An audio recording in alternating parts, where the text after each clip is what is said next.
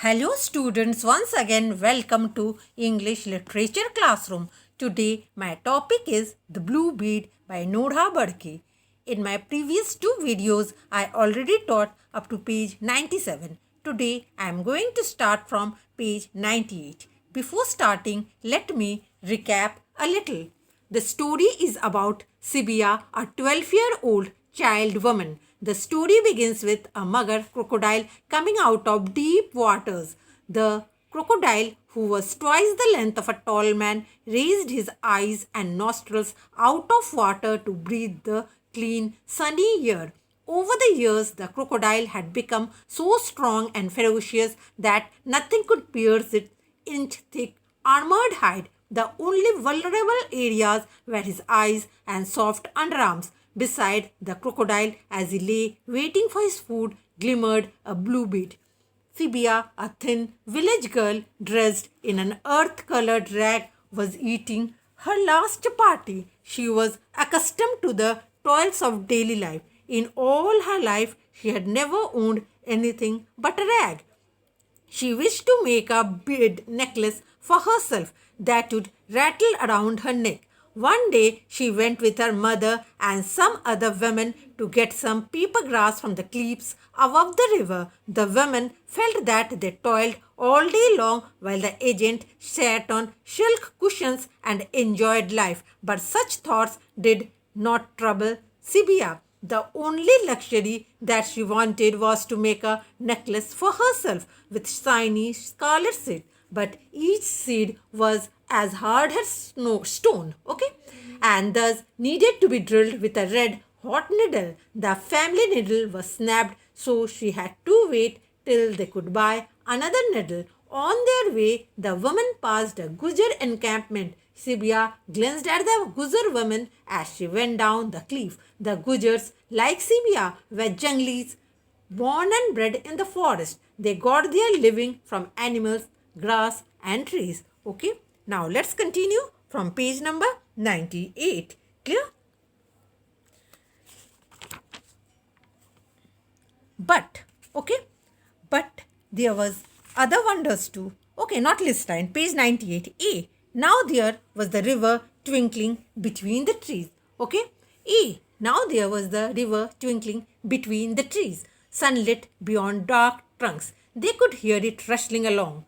The women came out of the shore. Okay, not out of the shore, out on the shore. Okay, the women came out on the shore and met for the stepping stones. They had plenty to laugh and bicker about. Okay, they had plenty of things to laugh, means so many gossipings. Okay, so many things. Okay, and now they approached the river in a noisy crowd. They girded up their skirts. Okay, why they girded up the skirts? So as to jump from stone to stone. Okay, they have to jump from one stone to another.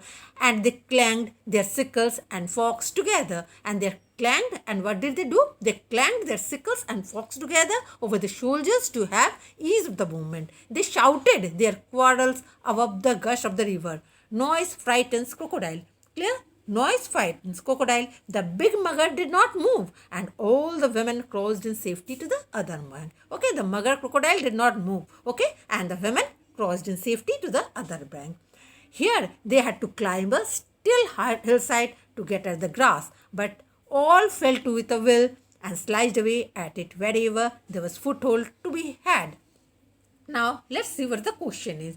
Mention any two of the wonders Sibia had seen in the bazaar. Look, in the bazaar, when you have read the story, I hope you have read that there were many wonders in the bazaar. Okay, only two I am mentioning in this answer. Two wonders which Sibia saw were tin trays from Two wonders which Sibia saw were tin trays from Birmingham and satin sewn with real silver thread. Okay, now let's continue. Down below they ran the broad river. Okay, down below ran the broad river, pouring powerfully out from its deep, narrow pools among the cold cliffs and shadows spreading into warm shallows lit by kingfishers. great turtles lived there. Okay, what lived there? Great turtles. And Mahasi, weighing more than 100 pounds. Crocodiles too. Even crocodiles lived in that river. Okay. Sometimes you could see them lying out on those slabs. Sometimes you could see those crocodiles, okay, lying on the slabs of clay over them. But there were none to be seen at the moment. At that very moment, there was not there. Okay, crocodiles were not there. Where Sibia was working, wind coming across hundreds of miles of tree cooled and sweating her body, okay, and she could look down over the river as if she were a bird, okay. Although she did not dare stop for a moment under her mother's eyes, means whole time she toiled, okay. Her imagination took her in sweeping flight over the bright water and golden air to the banks where she had played as a child. Now sometimes she used to think, okay, the place where she used to play as a child, okay. Now let's see the question. Describe the box having the best of merchant's goods. Okay. Now there were many wonders. Now which was the best wonder? Okay. Look at the answer.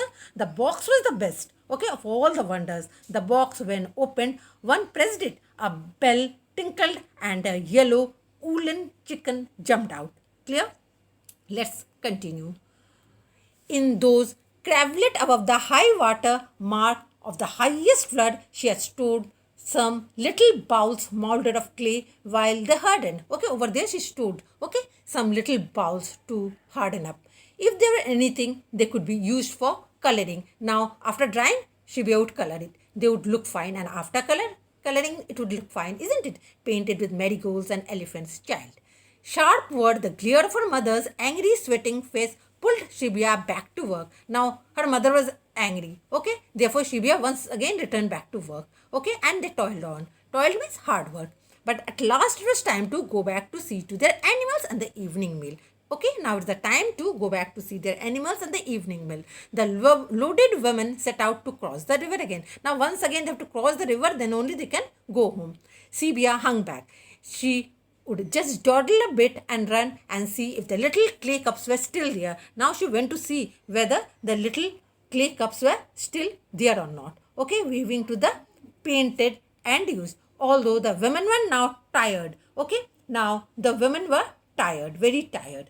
Now let's see the question. Okay, what thoughts did not trouble Sibia? The women often toiled all day at their work and the agents sat on the cushions, smoking. These thoughts did not trouble Sibia. Okay, now let's continue.